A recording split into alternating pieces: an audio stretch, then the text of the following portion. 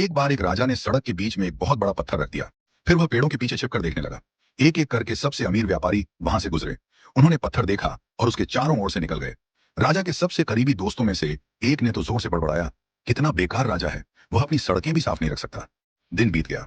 लोग गुजरते रहे। हर किसी के पास कुछ न कुछ काम था, लेकिन किसी ने कुछ नहीं किया। फिर जैसे ही सूरज डूबने लगा, एक गरीब किसान अपने बेटे के साथ सब्जियों का भारी बोझ लिए रास्ते से गुजर रहा था और हंस रहा था। अचानक धड़ाम, उसका पैर छिपे हुए पत्थर से जोर से टकराया।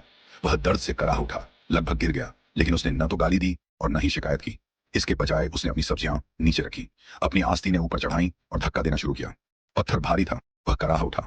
उसने जोर लगाया, लेकिन धीरे धीरे उसने उसे सड़क के किनारे कर दिया।